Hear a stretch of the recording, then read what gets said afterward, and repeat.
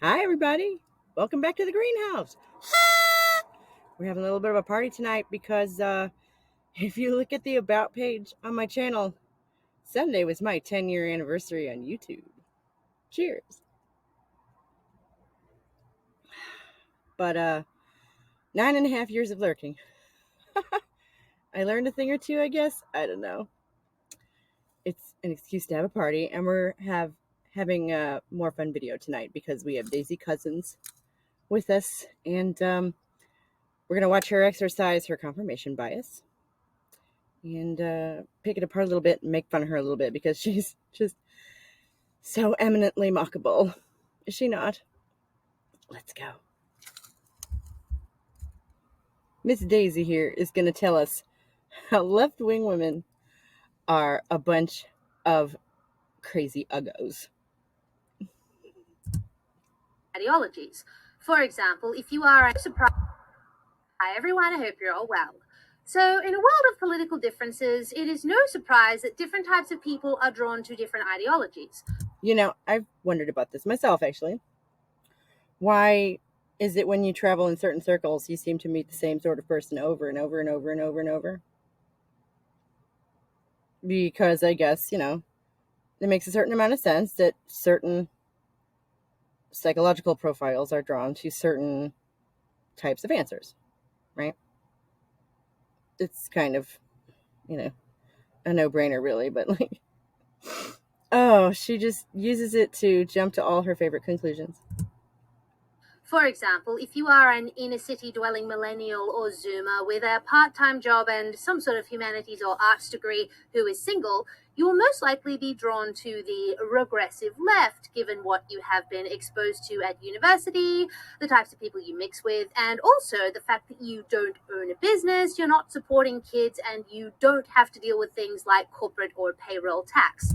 Well, first of all, doesn't everybody own their own business these days? All millennials do, anyway, I think. Including you, honey, because you have a YouTube channel, right? And she's clearly an expert in what liberals are and who those people are. And I don't know if she lives in the inner city. You can't really tell anything about, where she is here, except that she herself is deep in mega country, right? However, if you are a small business owner who lives in the suburbs, you're married with dependent children, and in a double-income household, you will probably be drawn to a more conservative way of being, since you will be interested in low taxes, the retention of the nuclear family, and the government moving out of the way of your business success and personal happiness. Well, I think those first two things are something that everybody worries about, right? Yeah. As for the government getting out of the way of business and your personal happiness, those two things would seem to be, how do you say, mutually exclusive, right? It all comes down to things like life experience, personal circumstance, and even personality. Now, as a political commentator and culture warrior... Now, wait a minute. That's true. I'm not going to look it up right now, but I did read that conservatives versus liberals tends to be two different basic personality types, which, makes sense because conservatives want to, not rock the boat. They're more conservative. And liberals tend to be more, it's more progressives, right? Really. People who want to move things forward. And that's the conflict at the end of the day, right? Yeah, I have a lot of experience in observing people, what they believe, how they tick, etc. And what I have observed over the past few years, thanks to my focus on third and fourth wave feminism, is that there is a marked difference between women on the left and the right, much more so, I think, than any other identity group. Now, I will admit that you have to be completely oblivious not to notice at least... So, that's including all racial and ethnic backgrounds. Really, Daisy? Really? I think that's a hard sell. Some of these differences, particularly in the physical sense, more on that later. But when you are immersed in it constantly like I am, there are things that you pick up that are less obvious to your average person. Anyway, in contemplating these differences, my mind is always drawn to a scene from an Australian television series called Rake, starring the lovely Richard Roxburgh. In this scene, the main character, a lawyer named Cleaver Green, is defending his choice of girlfriend, who happens to be the female Conservative Premier of New South Wales, after being accosted by a leftist about it at a party. Here's what Cleaver has to say. Oh boy. Right-wing chicks are hot, much hotter than left-wing chicks, because right-wing chicks are aggressively carnivorous, self-reliant, Ayn Rand acolytes who understand the value of the moment. They get that sex is something in and of itself, beholden to nothing and no one. Left-wing chicks, on the other hand, they're vegans who want a holistic experience. They're all about context. And this, Mr. Clown, is the real reason why the left is carked it. Because the right is constantly procreating while the left is grooming a dead dog. Okay, so she thinks that guy is hot. So we have to listen to him, even though it's a scripted Australian, like, crime drama show or something. Yeah, it won't be the last time that she uses a TV show as her only direct reference for a point. But, like, some generalizations there, huh? You know, I seem to remember hearing some years back that, you know, conservative chicks are, like, rigid and uptight and prudish, and, like, liberal chicks will, you know, get down and dirty with you because they're sex positive. I'm not a dude, a straight dude, so I wouldn't know. But, I personally haven't so much found that my, like, politics define my sexuality, because I'm pretty sure at least one of those things is not a choice. Now, despite the comedic context, Cleaver Green really does have a point. Right-wing and left-wing women do have an inherently irreconcilably different outlook on life, which bleeds into their politics and would help explain the inherent dislike that they have for each other. Wow. I mean, I guess that's my childhood in a nutshell, right? Because my entire family is conservative, so my mother secretly hated me all along. That explains so much. And, you know, I guess Daisy and I can never be friends. Sad. Left-wing women dislike right-wing women because they perceive them as undermining their feminist movement, since the very existence of women on the right completely smashes the idea that all women are oppressed by men, which is the crux of modern feminism. Like, all women are oppressed by patriarchy, the system set up by and for men. Each individual woman is not oppressed by each individual man at every moment. That's not what that means. And the idea that there are women who might need, you know, some guidance, some help, some sisterhood, even, you know, along the road to clarity of mind, does not negate the need for feminism. Right-wing women, on the other hand, dislike left-wing women because, aside from the fact that left-wing feminists seem to magically lose all of their opposition to sexism and misogyny when it comes to women they disagree with, you all know what I'm talking about, they see leftist feminist women as whiny, boring, misinformed, clingy, dependent, and since feminists are so easily duped by the half-truths fed to them through popular culture, ouch, a little bit stupid. She just called us stupid. Maybe we will never be friends. Oh, I'm tempted to disinvite you from our party, Daisy. Champagne. Anyway, cheers to your, you know, passive aggression there. It's okay. It's gonna be okay. I don't think any of those things about you because I don't know you, hon. But either way, the differences are interesting to observe. So what I thought Yes, I would do in this video is outline 3 of these differences, including the data that backs it up. This is not just anecdotal, and you can make up your own mind. However, please remember that I am very much talking in averages here. These are just... Okay, so she's just talking about all these things that she cited, which, if you look at the description, and I'll link the source video, is 90+% like news articles, which are not scientific papers. They probably link to the scientific papers, which she didn't do. just broad generalizations. Obviously, there are exceptions on either side. I am not claiming that these tropes describe every single woman of every political faction. Because that'd be impossible. Obviously, just so we are clear. Yay. What a great screen pause there. Love it. Like this video if you're having a good time with us here in the greenhouse.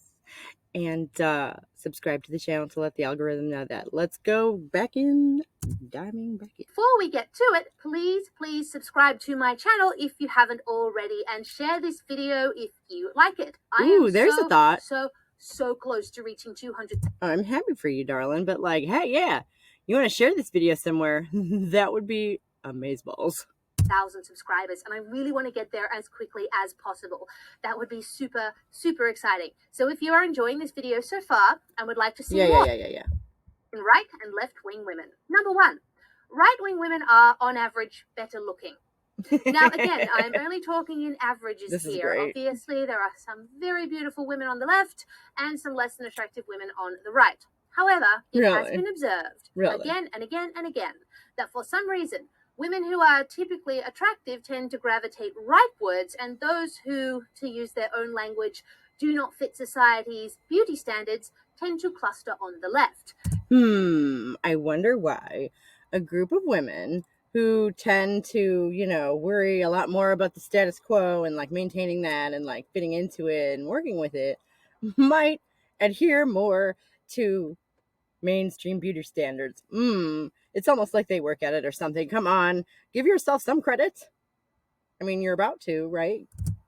This is particularly noticeable, I think, in the commentariat class. Just to pick a few random examples, on the right you have Lauren Chen, Tommy Lauren, Lauren Southern, Abby Shapiro, Sydney Watson, Candace Owens, Blair White, and... I swear, all of those white women have the same nose. Dare I say it, yours truly. What? She's not serious. I mean, I'm not exactly a beauty queen myself, but really? Am I seeing things? I mean, she brought it up. On the left, you have Rachel Maddow, Mona El-Tahaway, Dee Madigan, Lindy West, Julia Gillard, Laurie Penny, Raven Simone, and of course, Trigglypuff.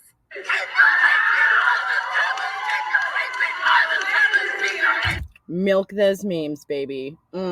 Cheers.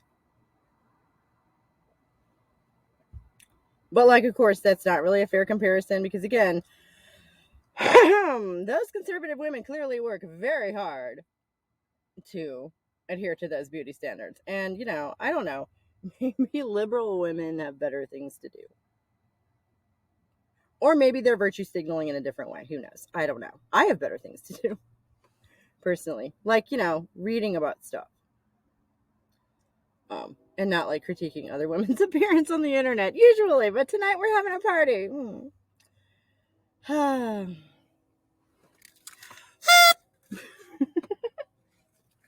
10 years.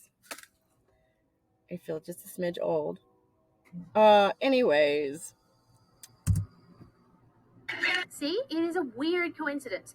But let me be clear, I'm not pointing this out to be disparaging. There are so many things that are way more important than looks, obviously. I mean, you can be a functional, talented, lovely person without being physically attractive.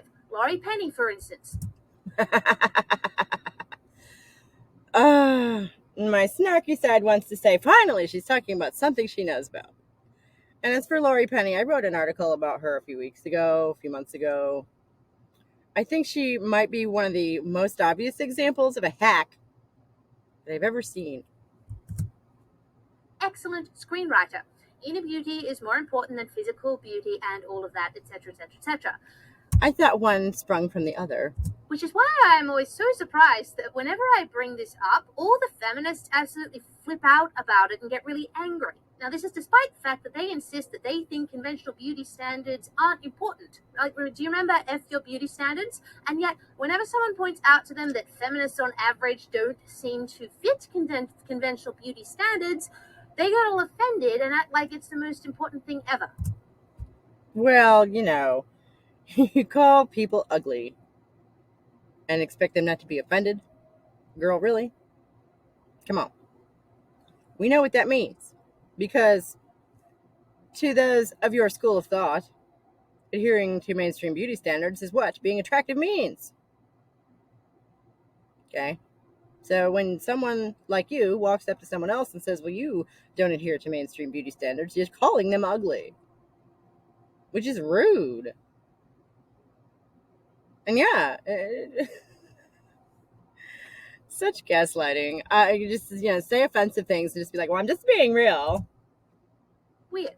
Anyway, it's not just me saying this. Study after study has actually looked at this phenomenon and has concluded that, yes, for whatever reason, conservative politicians and conservatives generally tend to be, on average, conventionally better looking than their left wing counterparts. Yeah. See the video description for details. I have put a bunch of links there. Yeah. Either See way, newspaper articles. that seems to be the situation Magazine articles. according to academics, and as the left likes to Ooh. constantly say, we must listen to the experts. Number 2. So, all of a sudden you agree? Because, that'd be nice. No, I know. It's just more snark. Right-wing women are less likely to be mentally ill.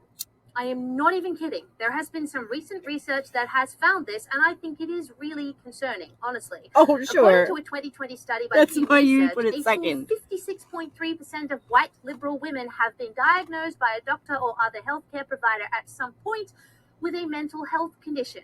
So we are talking diagnosed by a medical professional, not a kind of holistic self-assessment of the validity of their pain that leftists seem so prone to in their safe spaces. I should note here, by the way, because Daisy Cousens, self-asserted expert on what goes on in liberal safe spaces. for you Australians and Brits, that liberal in this context, of course, means leftist. I will never forgive Americans for bastardizing the word liberal. Okay. I might have to give her that one. Anyway, this study examined political ideology, gender, and race, and found that liberals generally were more likely to be diagnosed with a mental health issue than conservatives. But on top of that pile were white liberals, and of male and female white liberals came out as the group most likely to have been mentally ill at some point. Okay.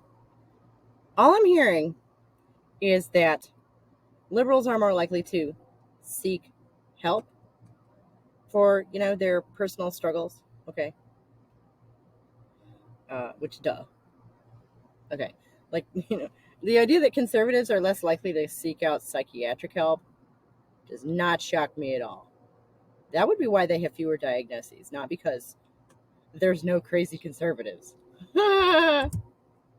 Just under 13% more than their male counterparts. Oh, yeah, right. And as far as the rich white liberals, well, clearly they have the most free time to go to the shrink. Now, the question here is, are mentally ill people more likely to be drawn to leftist ideology, or does leftist ideology cause mental illness? Honestly, I'm inclined to think it's the latter, as is Dr. Lyle Rossiter, a board-certified psychiatrist who's treated mental disorders for over 30 years. Ooh. Who the fuck is this guy? I don't know. She doesn't tell us. But, of course she thinks that, right? Leftist ideology causes mental illness. Sure. Right. Because telling people that, their own personal liberty is more important than everything else, well, that's not a breeding ground for bad ideas, right? He asserts that white liberalism thrives on supposedly championing workers, minorities, the little guy, women, and the unemployed. Yes. How dare those privileged bastards try and find the little people to give anything back to. Who they continuously see as wronged, cheated, oppressed, disenfranchised, exploited, and victimized, with little to no agency of their own, which of course tends to translate into infantilizing and patronizing those groups, bigotry of low expectations and all that. That's a thing. But, God forbid anybody try to help anybody. It's so patronizing. So shallow, Daisy.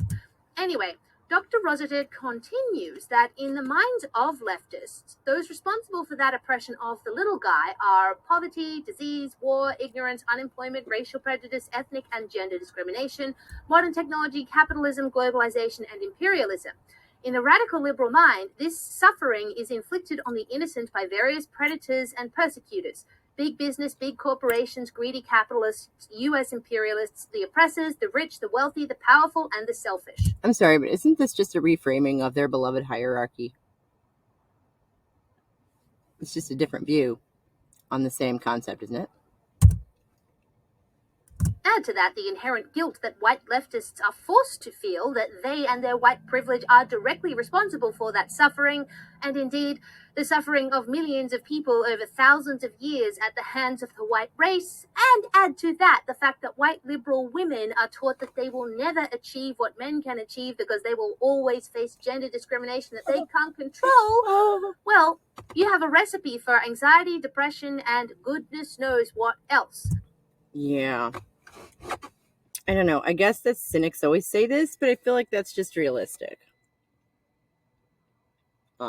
Because as much as you don't want it to exist, patriarchy exists. Oh, that dress is something else, isn't it? Oh my gosh, just the whole color scheme and the presentation just really has a very intense feel to it, doesn't it? I don't know. She's an eccentric and I kind of love her, but I guess we can't be friends. Conservative women, on the other hand, know that none of And that that is accent true. is just they too know much. that they are not responsible for the collective suffering of millions of people It's over here, thousands it's of years, there. and they also know that they have every opportunity that men do, and it is totally... No, you don't. No, you don't. Okay. Because, I mean, for one thing, you've been trained out of it since you were a tiny, tiny child, right? You've been trained not to be assertive. And you're going against it here, which is, very unconservative of you, really. Conservative women just kind of crack me up in that way because, they're all, women should stay at home and be traditional and listen to their man. Says the woman. Shut up. I'm not the one saying it. It's your scripture that says it. Actually, side note, fun fact, I recently learned that the Apostle Paul did not actually receive, any of his information directly from anyone who actually talked to Jesus at all. He received it from his own vision. He's the one who said that women should not speak in the church. So I think that explains a couple things. within their control to make life what they want to make of it, rather than being subject to hostile societal forces over which I have free will because I say I do. So, the moral of the story here is that women should really stay away from leftism. It is a cocktail of pointless unhappiness. Come over to the dark side with me and a whole... Yes, because you had this conclusion already prearranged, right? Before this even started, clearly. Correlation does not equal causation, honey. That's what this whole video is. A lot of other fun ladies, some of which I just mentioned. You will have a much nicer time here, trust me. And side note, point number 2 likely helps explain point number 1. Studies also show that conservatives tend to be happier and more satisfied with life generally than leftists. Yeah, there's no way that they just report that, right? There's no way that someone who doesn't rock the boat and devotes themselves to adhering to the status quo would be like, yeah, I'm good. Right? No way. Again, see the video description for details. And good-looking people tend to be happier than less attractive people because Washington Post people articles are more likely to perceive them as good and therefore are nicer to them. It's something called the halo effect. Yeah, that's true. A girl is allowed to be crazy as long as she is equally hot. Thus, if she's this crazy, she has to be this hot. If she's this crazy, she has to be this hot. You want the girl to be above this line. So, if you are a good-looking woman, you're on average more likely to be happy, and since conservatives... What I just heard is that if you're a good-looking woman, you can get away with being more crazy in a relationship with that dude, who is, if I'm not mistaken, in fact, gay. It's because that's a TV show.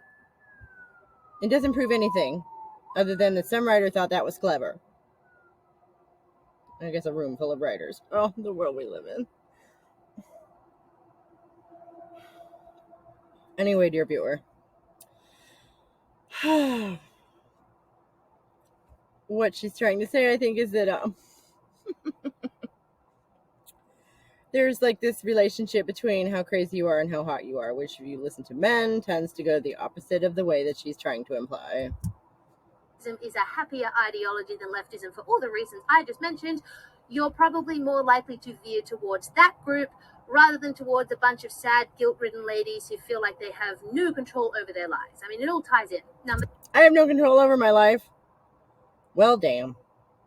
All this effort for nothing. 3. Right-wing women have more children. Yes, indeedy, we breedy. The phenomenon of conservative women having more children than leftist women is not a new thing. In the USA, for example, it was brought to national attention back in 2006 when Arthur Brooks, a social scientist at Syracuse University, blew Democrat minds by stating that the political right is having more kids than the political left, and that the gap is actually 41%, which is actually pretty huge. Yeah, it is. That wouldn't have anything to do with how much more difficult it is in a lot of red states to get an abortion, would it? How many of these pregnancies were, planned? How many of these children are properly cared for? Don't know. Just pump them out. In addition, the General Social Survey revealed that a for random heaven's sample of sake. 100 conservative adults will Just a peaceful night out here on the edge of the countryside. Nothing to see here, folks. raise only 147 kids. Again, big gap. And in fact, when Fatherly magazine collected the number of children per capita in each state in 2018 and then compared the data to statewide voting records, they found that the trend is so strong it can even be observed at that state level. Red states came out with significantly more kids per capita than blue states. Okay. Research from the PNAS Journal also found that family values conservatives have more children and more siblings than their left-wing counterparts. Now, there are a few obvious reasons for this. Yeah, I think I already said at least one of them, right? And she doesn't,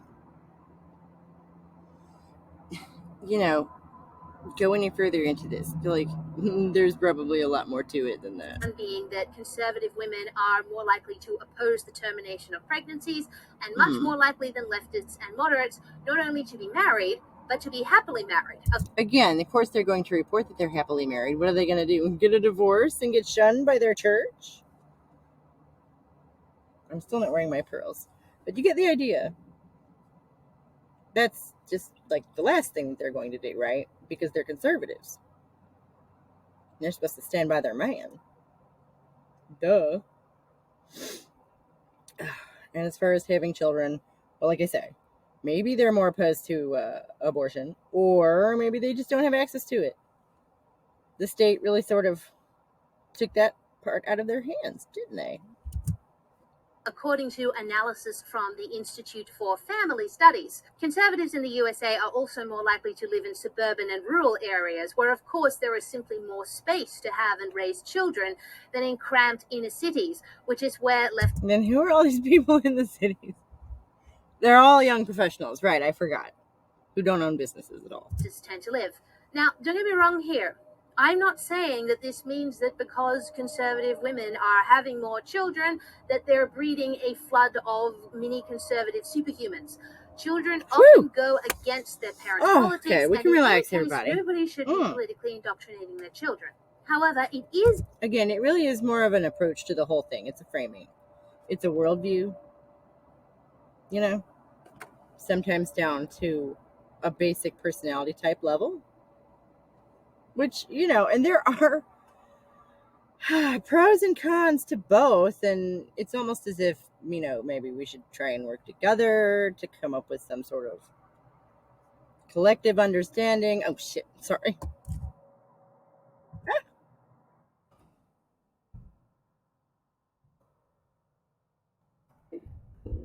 Or something. Oh, there it is. within the window it needs to be used by. Very efficient. So all in all, we Cheers. can conclude that Baby on making, average, efficient baby conservative makers. women Yes, are oh my likely to be God. prettier, happier, more mentally stable, more likely to be happily married, and more likely to have a family than left-wing women. Well, and like again, a lot of that is self-reported, and self-reported studies are so unreliable that like I personally don't even really bother with them anymore. They're super interesting, right? And they'll show flashes of this and that. Especially if you look at huge ones and slant them a certain way. Self-report can be very weird, and it's really more telling of cultural trends because people report what they want people to think or what they want to believe about themselves. You know, you have to actually observe what people do, because a lot of times people say and what people do don't match up. Woo-hoo-hoo.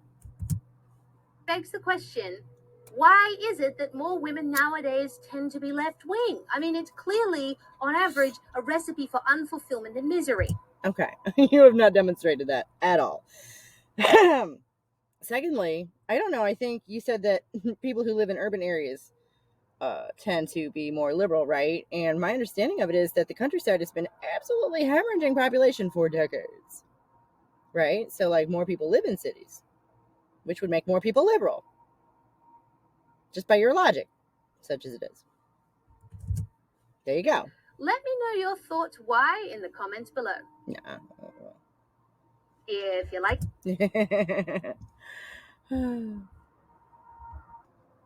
So this has been Partying with Daisy Cousens and her massive confirmation bias flex here. 10 years on YouTube. Woo!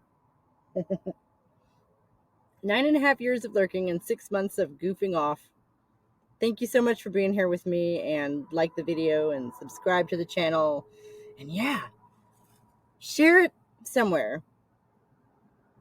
That would kick ass. Cheers. Come back next time. I'm going to go find some more stuff to bitch about.